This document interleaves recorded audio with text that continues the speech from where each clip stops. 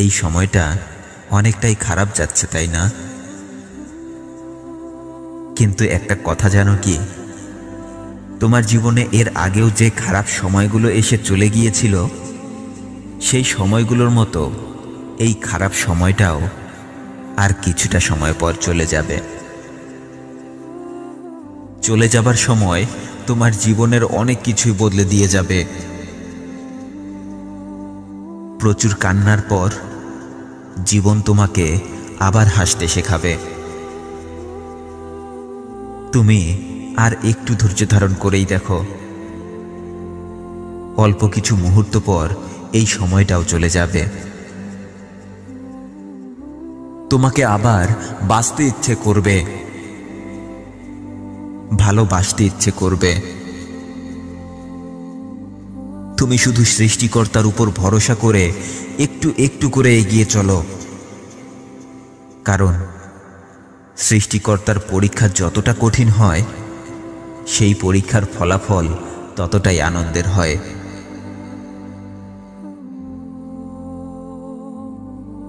একটি কথা বিশ্বাস করো, আজ যে বিষয়টা তোমাকে সবথেকে বেশি কষ্ট দিচ্ছে, আগামী 2 বছর পর সেই বিষয়টা তোমার মনেই থাকবে না।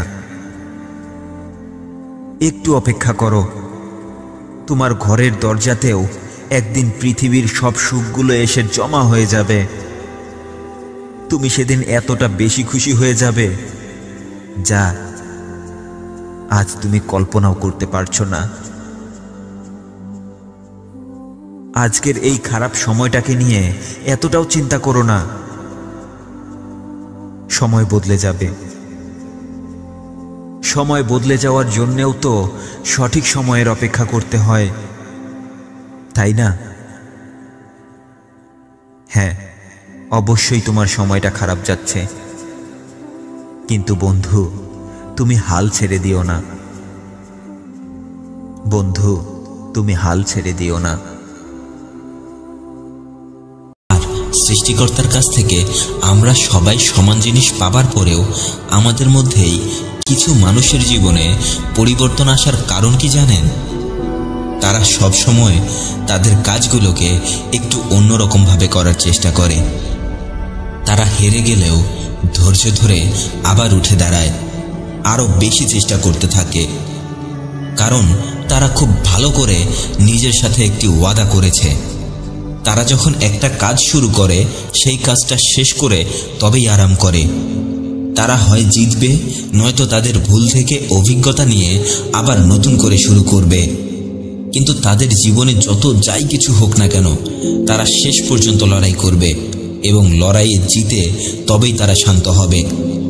জেতার আগ পর্যন্ত তারা কোনোভাবেই হাল ছেড়ে দেবে না, তারা কোনোভাবেই পেছনে ফিরে তাকাবে না।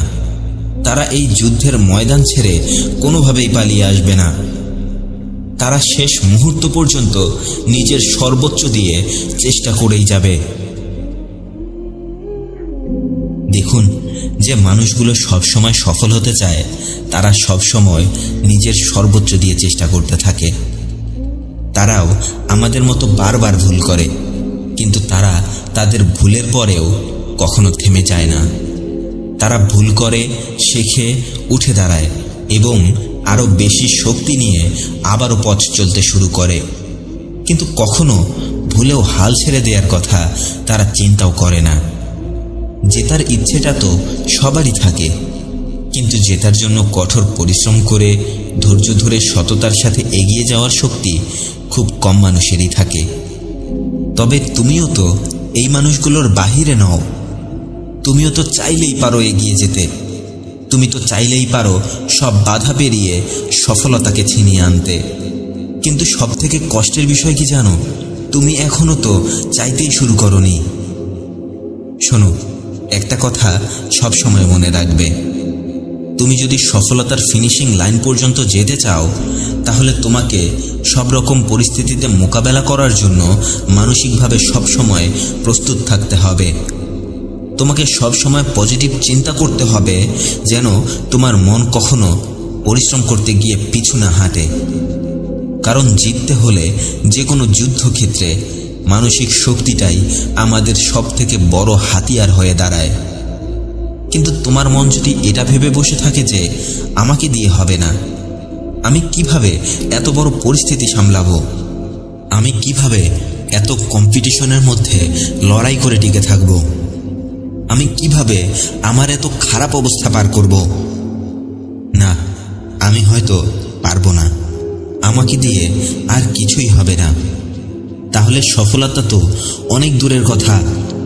তুমি তো কোনোদিনও নিজেকে সফল হবার জন্য প্রস্তুতি করতে পারবে না। তুমি এটা বুঝতেই পারবে না যে তুমি এসব চিন্তা করে করেই নিজেকে ব্যর্থতার পথে এগিয়ে নিয়ে যাচ্ছ। ময়দানে নামার আগে তুমি নিজেই নিজেকে ময়দান থেকে সরিয়ে ফেলছ। আর এভাবে তুমি কোনোদিনও জিততে পারবে না। তুমি পথ হারিয়ে শুধু এদিক সেদিক ঘুরতেই থাকবে। তোমার পরিস্থিতি যেমনই হোক না কেন, সফল হওয়া এবং ব্যর্থ হওয়া শুধুমাত্র তোমার উপরেই নির্ভর করবে, তোমার মানসিক শক্তির উপরেই নির্ভর করবে। তাই সবার প্রথমেই নিজের চিন্তাভাবনাকে এমনভাবে তৈরি করো তা যেন তোমাকে কনফিডেন্স দেয়, তোমাকে মানসিকভাবে যেন আরও বেশি শক্তিশালী করে তোলে। মনে রেখো, এই পৃথিবীতে কোনো কিছুই চিরস্থায়ী নয়। তোমার জীবনের ব্যর্থতাগুলো চিরস্থায়ী নয়, সফলতাও চিরস্থায়ী নয়। তাই কখনো হতাশ হয়ে যাবে না, কারণ সফলতা আর ব্যর্থতা দুটোই আমাদের জীবনেরই একটি অংশ। তুমি যখন সফলতার শেষ সিঁড়িটাতে পৌঁছে যাবে, তখন তোমার এই ব্যর্থতার কষ্টগুলো সফলতার আনন্দের ধারের কাছেও আসতে পারবে না। তুমি শুধুমাত্র তোমার চারপাশে সফলতাই দেখতে পারবে। তখন তুমি শুধু তোমার আশেপাশে সফলতাই দেখতে পারবে। যখন তোমার জীবন তোমাকে বারবার চ্যালেঞ্জ ছুঁড়ে মারবে, তখন তুমিও তোমার জীবনের ছুঁড়ে মারা চ্যালেঞ্জগুলোকে হাসি মুখে অ্যাকসেপ্ট করবে। তুমি তোমার জীবনে চলার পথে বারবার পড়ে যাবে, তোমাকে বারবার ব্যর্থতা এসে চারপাশ থেকে ঘিরে ধরবে। কিন্তু তুমি জানো কি, এটা তোমার জীবনের ব্যর্থতা নয়, বরং তোমার জীবনের ব্যর্থতা হলো তুমি এত কিছুর পরেও আবার উঠে দাঁড়াচ্ছ কিনা, নতুন করে আবার শুরু করছো কিনা। তোমার জীবনের সবথেকে বড় পরাজয়টা কি জানো? পড়ে যাবার পর আবার নতুন করে উঠে দাঁড়ানোর চেষ্টা না করা। তাই নিজেকে এমনভাবে তৈরি করো যেন শত বাধার পরেও তোমাকে তোমার লক্ষ্য থেকে কেউ 1 ইঞ্চিও সরাতে না পারে, কোনোভাবেই তোমাকে যেন আটকাতে না পারে। তোমার জীবনে আসা বাধাগুলো তোমার আত্মবিশ্বাসের একটি পরীক্ষা মাত্র। আর এটা যদি তুমি পার করে আসতে পারো, তাহলে দুনিয়ার যে কেউ এসে তোমার যে কোনো পরীক্ষা নেওয়ার চেষ্টা করুক না কেন, তোমাকে আটকিয়ে রাখতে পারবে না। হ্যাঁ, তোমাকে কেউ আটকিয়ে রাখতে পারবে না। 90% লোক শুধুমাত্র এই একটি ধাপেই এসে থেমে যায়। যখন 1-2 বার তাদেরকে ব্যর্থতার সম্মুখীন হতে হয়, একটু বেশি পরিশ্রম করতে হয়, একটু বেশি সময় লেগে যায়, ঠিক তখনই তারা এই ধাপে এসে হাল ছেড়ে দেয়। হতাশ হয়ে যুদ্ধের ময়দান ছেড়ে কাপুরুষের মতো পালিয়ে যায়। কিন্তু এরপরেও মাত্র 1% লোক তাদের সফলতায় পৌঁছে যায়, যারা শেষ পর্যন্ত দাঁতে দাঁত চেপে চেষ্টা করে যায়। পথে আসা ছোট ছোট কাঁটাগুলো যেন তোমাকে আটকে রাখতে না পারে। তুমি চাইলেই তুমি জিতে যেতে পারবে, তুমি চাইলেই সফল হতে পারবে, তুমি অবশ্যই পারবে। শুধু সামনে অন্ধকার দেখে পিছিয়ে এসো না, ওই অন্ধকার থেকেই তোমার ভেতরের আলোটাকে বের করে আনো। আর এই আলোটা জ্বালানোর পর তুমি দেখতে পারবে তোমার সফলতার ট্রফিটা তোমার সামনেই সাজিয়ে রাখা আছে। মনে রাখবে, বড় বড় স্বপ্নগুলোকে পূরণ করতে পরিশ্রমটাও একটু বেশি করতে হয়। সময়টা হয়তো বা একটু বেশি লাগবে, কিন্তু তুমি যেভাবে পরিশ্রম করবে, সফলতাটাকেও তুমি ঠিক সেভাবেই ফিরে পাবে। তাই আজ থেকে সব কঠিন পরিস্থিতিগুলোকে নতুন নতুন এক একটা সুযোগ ভাবতে শুরু করো। হার না মেনে নিজের সাথেই প্রতিজ্ঞা করো, কারণ যারা সফলতাকে চায় তারা সব সময় শক্ত হয়ে দাঁড়িয়ে থাকতে জানে। তারা ভয়ের সাথে মোকাবেলা করার সাহস রাখে। তারা নিজের উপরে বিশ্বাস রেখে কঠোর পরিশ্রম করে শেষ পর্যন্ত লড়াই করে সফল হয়ে দেখিয়ে দেয়। মনে রাখবে, সেই মানুষটাই সফল হতে পারে যে কখনো থামতে জানে না, নিজেকে কখনো থেমে যেতে দেয় না।